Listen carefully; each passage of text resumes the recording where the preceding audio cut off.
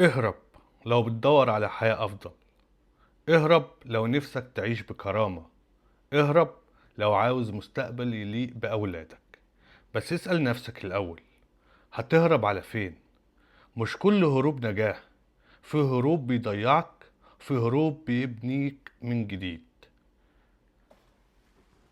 عالم السفر سكة أمان شفافية.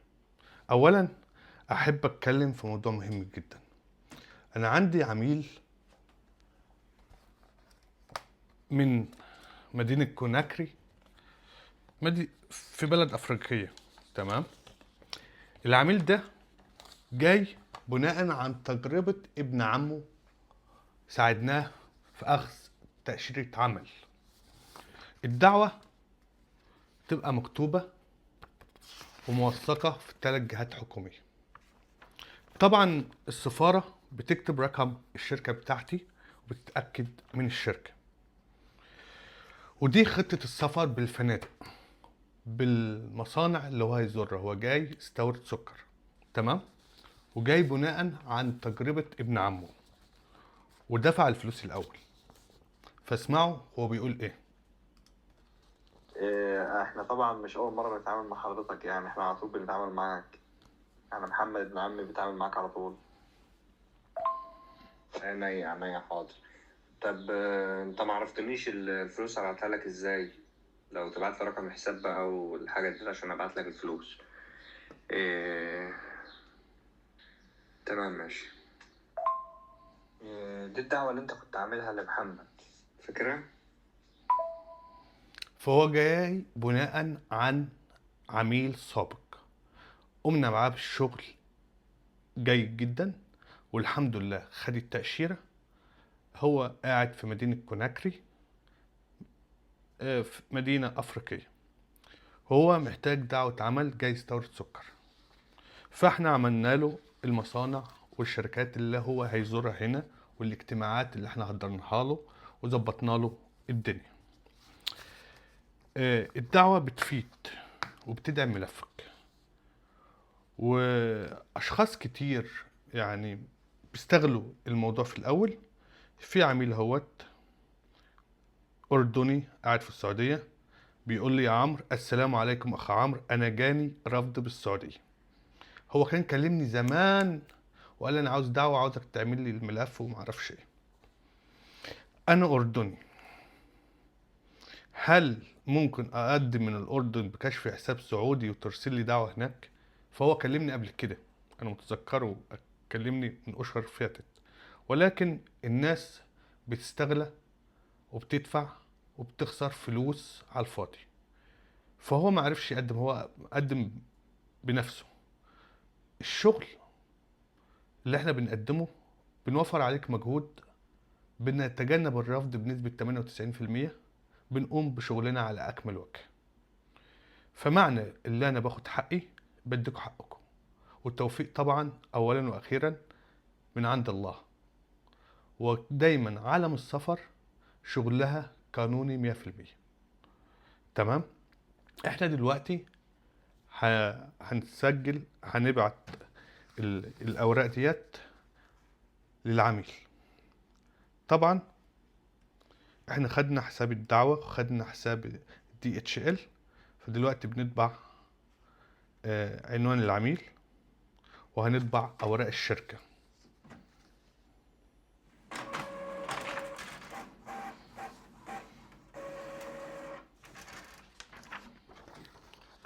غينيا كوناكري، ده عنوان العميل.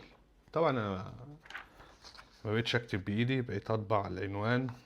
ودي بيحتويها في البريد اسم شركتي، رقم السين بيجوتا بتاعها.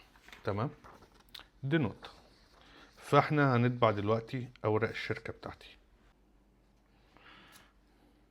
طبعا لازم نبعت اوراق الشركة. التصريح من وزارة السياحة البرازيلية. انا شركتي متعددة النشاطات. تمام.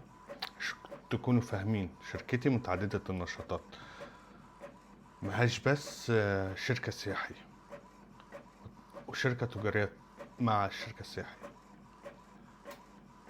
فاحنا في كل دعوة كل دعوة بنبعت تصريح وزارة السياحة البرازيلية. تمام، دي تصريح وزارة السياحة البرازيلية. تمام.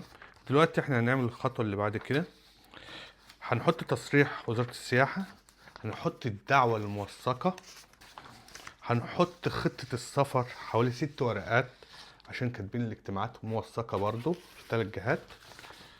تمام. هنحط ده كله في قلب الظرف اللي هيتبعت بالبريد. تمام. هنعمل ايه بقى؟ هنلزق العنوان، دي بيانات شركتي عشان بتتكتب في البريد. تمام. رقم السين بجوتة،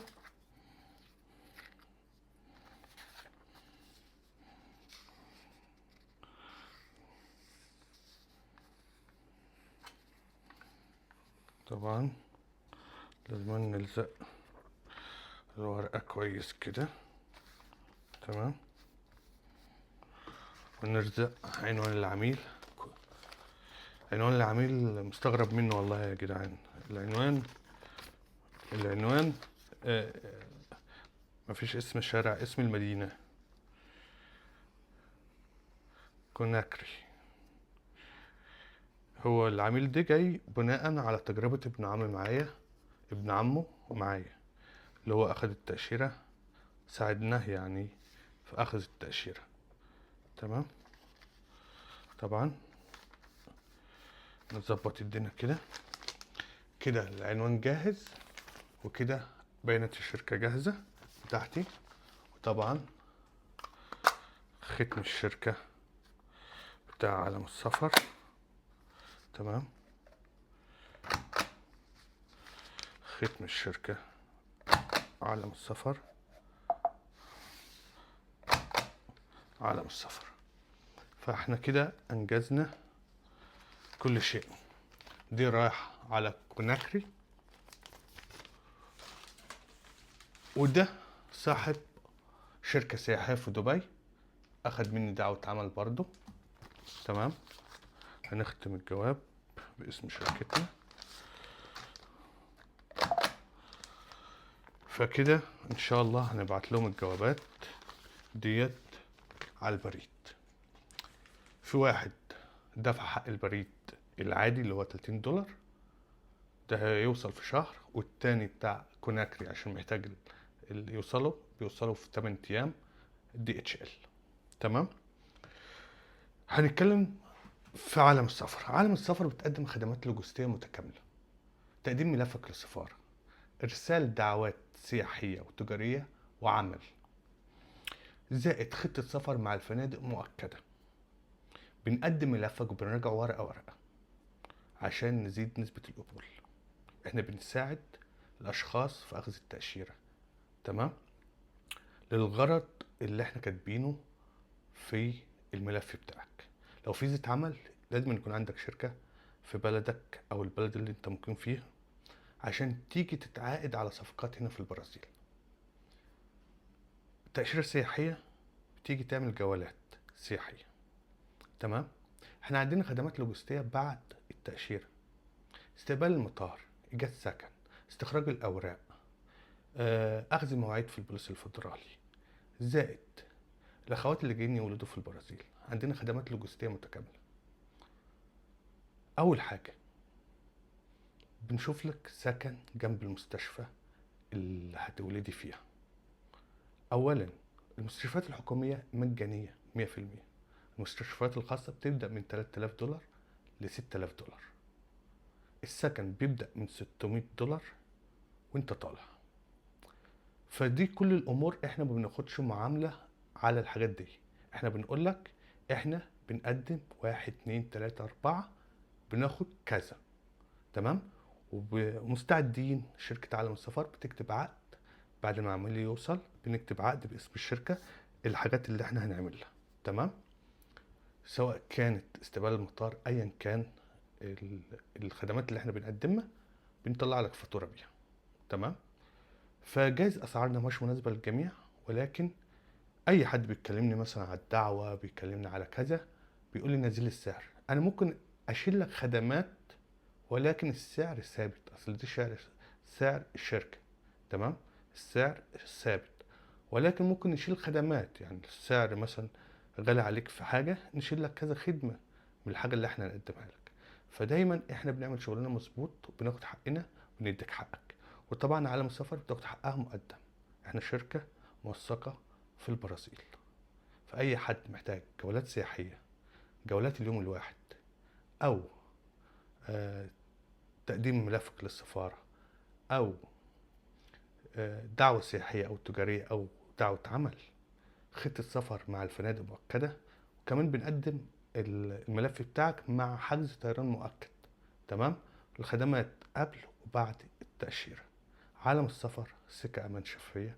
واكتبوا التعليقات وإن شاء الله هنكلمكم على فيديو اهرب. سلام.